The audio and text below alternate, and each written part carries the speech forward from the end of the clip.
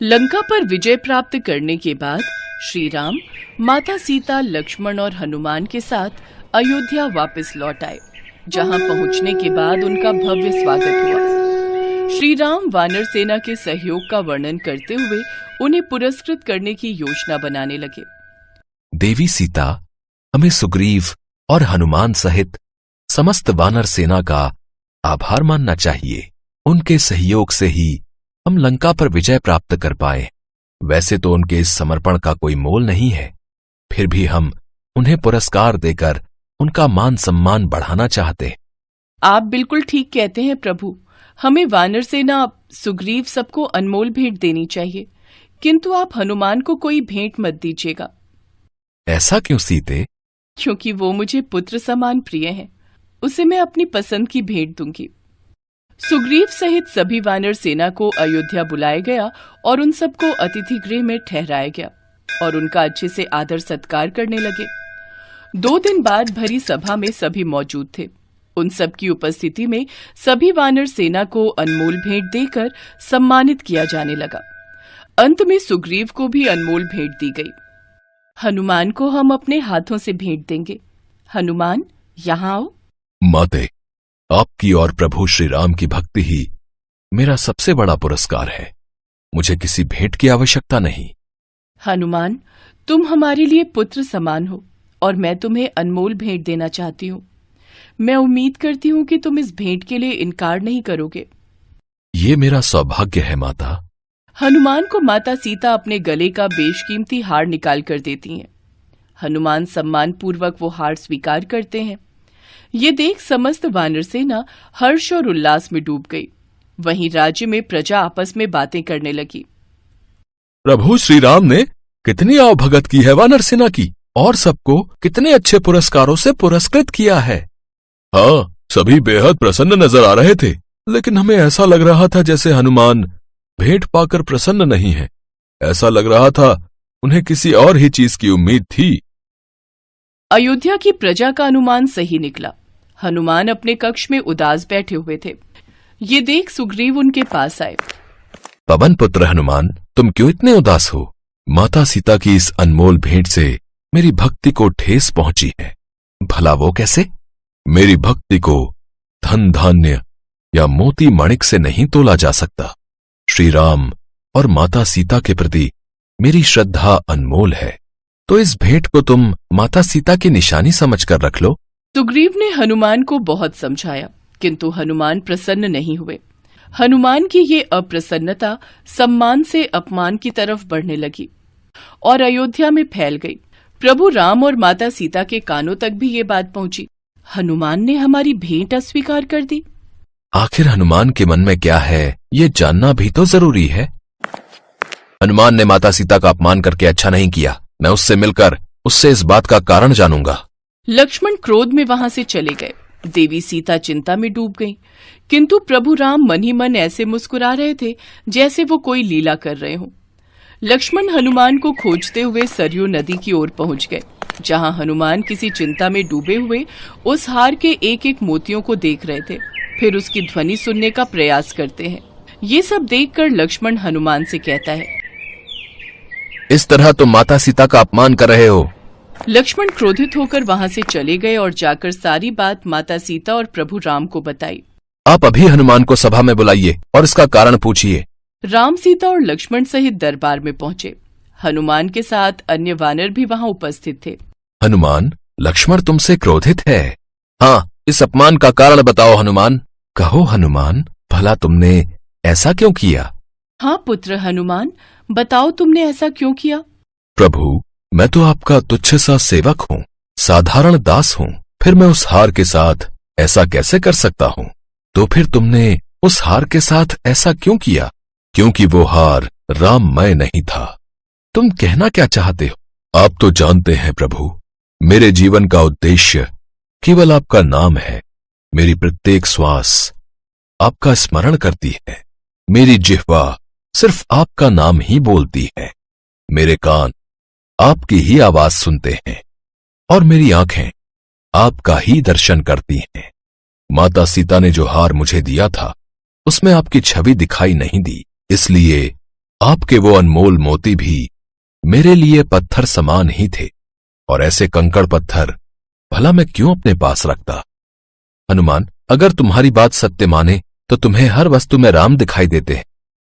हाँ, मेरे शरीर का रोम रोम राम राम का नाम पुकारता है। मेरे मन में राम और हृदय में राम बसते हैं। हनुमान, मैं तो तुम्हारी बात मान लूंगा, लेकिन ये संसार तुमसे सबूत मांगेगा। मेरे हृदय में आपकी और माता सीता की छवि उपस्थित है। हम तुम्हारी बात का विश्वास कैसे करें? हमें भी वो छवि दिखाओ। हाँ हनुमान, संसार तुम्हारी भक्ति की परीक्षा लेना चाहता है। तुम ये चमत्कार दिखा दो। जो आज्ञा प्रभु। जय श्री राम। इतना कहते ही हनुमान अपना सीना चीरकर प्रभु राम और माता सीता की दिव्य छवि सबको दिखाते हैं। पूरा दरबार ये दृश्य देख आश्चर्यचकित हो गया और भक्ति भाव से भर गया। सबके शीश श्रद्धा से झुक गए। सभी हनुमान को प्रणाम कर उनके नाम की जय जयकार करने लगे।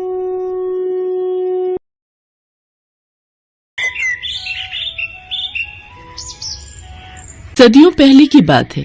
एक बार समस्त श्रेष्ठगण और विद्वान पंडित ऋषि मुनि के लिए एक सभा आयोजित होती है, जिसमें महर्षि वशिष्ठ, महर्षि विश्वामित्र और नारद जैसे महान विद्वान शामिल होते हैं। वो सभी आपस में इस बात पर चर्चा करते हैं कि भगवान राम का नाम स्वयं राम के अस्तित्व से बड़ा है। उसी सभा में भगवान राम के परम भक्त हनुमान जी भी मौजूद होते हैं। हनुमान जी उन सब की बातों को बड़े गौर से सुन रहे होते हैं।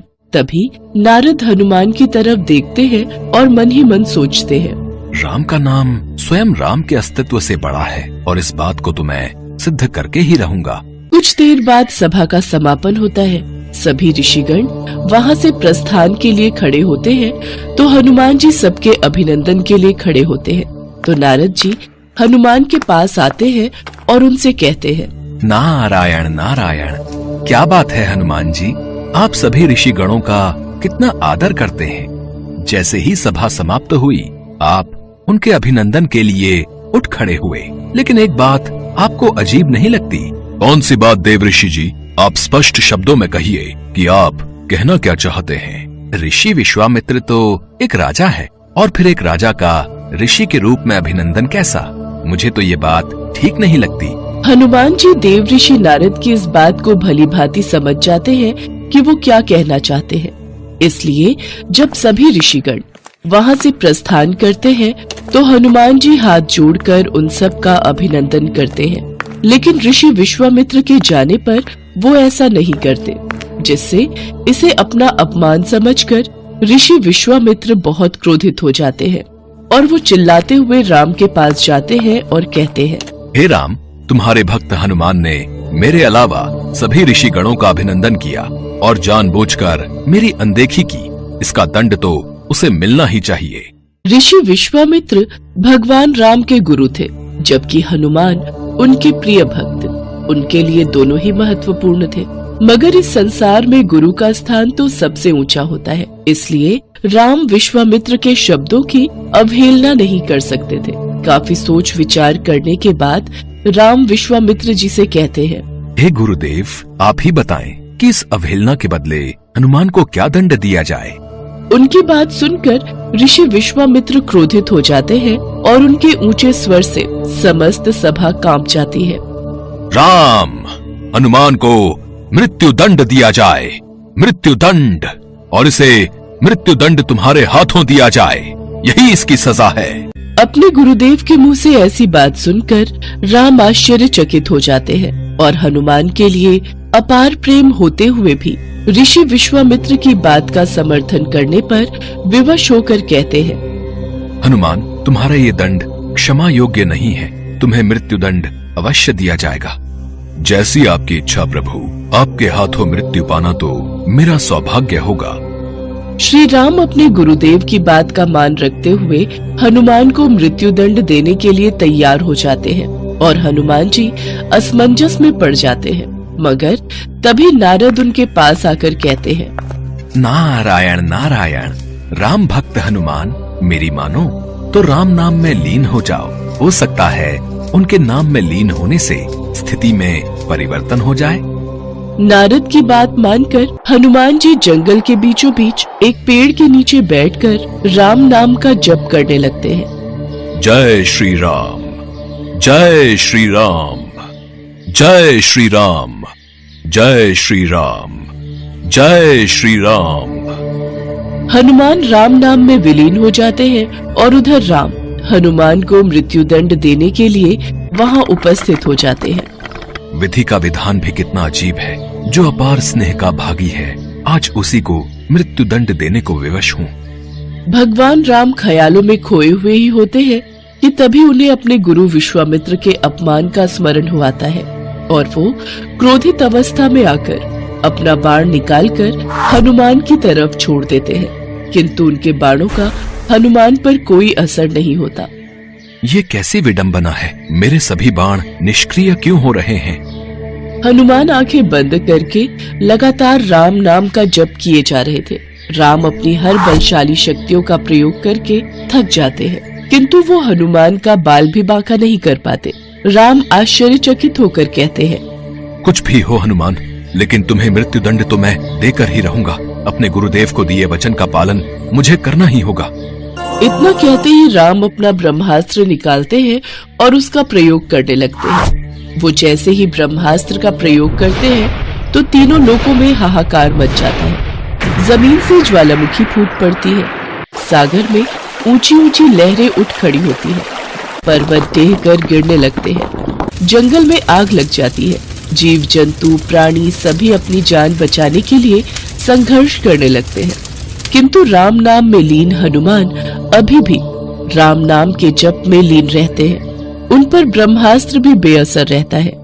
राम नाम का जप हनुमान के लिए सुरक्षा कवच का काम करता है। इतनी प्रलय और राम नाम की शक्ति देख नारद ऋषि विश्वामित्र के पास जाते हैं और उन्हें सारी सच्चाई बता देते हैं। फिर ऋषि विश्वामित्र राम को अपने वचन से मुक्त कर देते हैं। नारद ये सिद्ध करने में सफल हो जाते हैं कि राम नाम की शक्ति स्वयं राम के अस्तित्व से कई गुना अधिक शक्तिशाली है।